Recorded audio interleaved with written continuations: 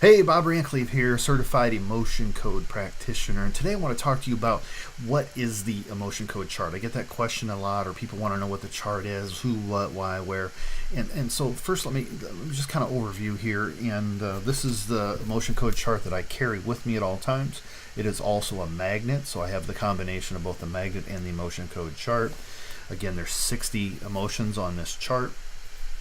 This is a larger version, 60 emotions on the chart, 30 in each column. We've got each row. They come down to 5 per square, and I'll talk about that in a moment. With the flow chart that we go through to identify the trapped emotion and then release it. So, but again, let me back up if you've never heard before, what is the emotion code chart used for? It allows us to connect to our subconscious, or via proxy to your subconscious, or even to an animal's subconscious, and ask the subconscious, is there a trapped emotion that's causing some sort of pain or anxiety or a problem? And when we get a yes, this again, we're going through the flow chart here. When we're asking and we get a yes, then we ask, is that in column A? So we ask the column A or column B, and when we get a yes or a no, we immediately get it down to one column. So now we have 30 emotions we can work with rather than 60. So then we ask the next question, is it in the odd or the even rows? Because you'll see they're put in 6 rows. And again, when we get an answer, odd or even, now we're down to, let's say it's even. Now we can ask, is it in A2, A4, A6? And when we find out which one it is, when it's specifically that column or that box, then we're down to 5.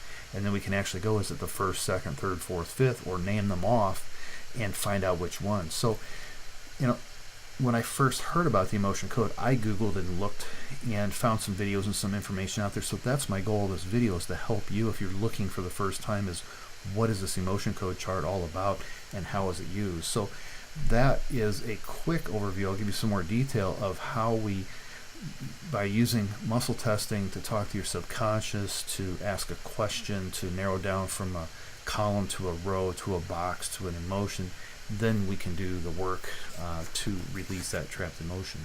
So again, when I heard about it for the first time, I was a bit confused, but once I saw a video, once I read the book, and then I started practicing on myself, I was amazed. So again, muscle testing, which I'll make another video of it. I prefer, there's a ring method where you hold this solid and then you put the ring to ring and you slide one out, and I'm doing this slow motion.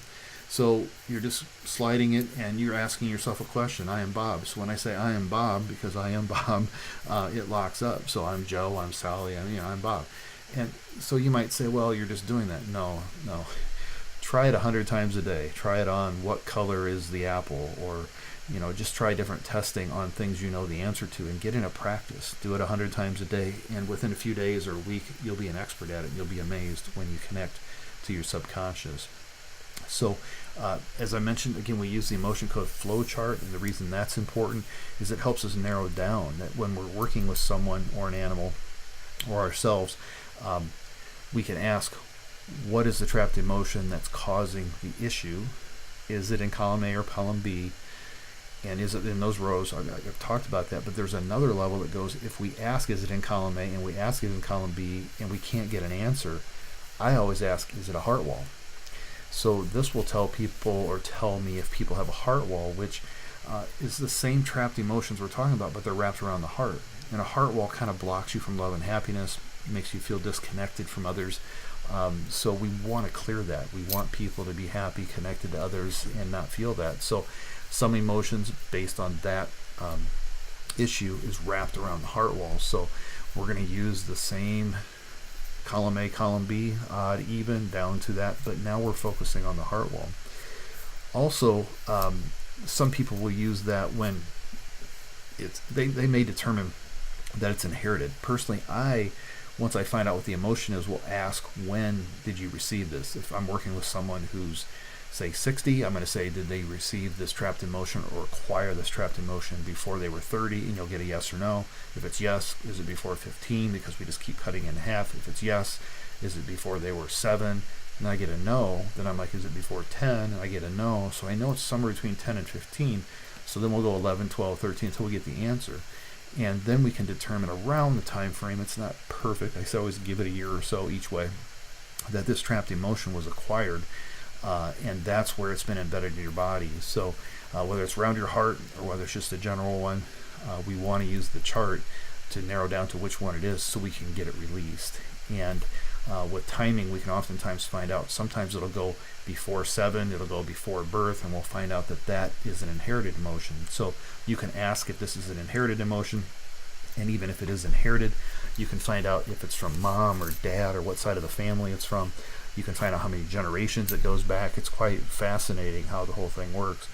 And but again, we're still going to go back to the chart even when we find out that it's inherited, and we're going to ask, is it in column A or is it in column B, and we're going to go down the list to find the right one. So the emotion code flow chart is integral in this whole emotion code healing session. That is the language. Basically, we're connecting with the subconscious to ask the questions. Is there a trapped emotion that's causing that issue? Now, is that issue a general issue? Is it a heart wall? Is it inherited? Those are things we'll use. They all come back to the chart. Once we start bringing that emotion to the top, we can then release it through intention and magnets, and it's amazing how people immediately feel a whoosh. People begin to feel better. Sometimes there's processing. Sometimes it takes a day or two or maybe a week, but it's quite remarkable how the whole process works. So hopefully this helped answer your questions about what the what the emotion code chart is. And again, if you want to learn about becoming a emotion code practitioner like myself, feel free to contact me. And definitely, if you want to get a session, head over to my website, gettinganswers.com, and let's sign up for a website, and we will run a session with you, whatever fits your schedule. We'll talk to you soon. Take care. Thank you.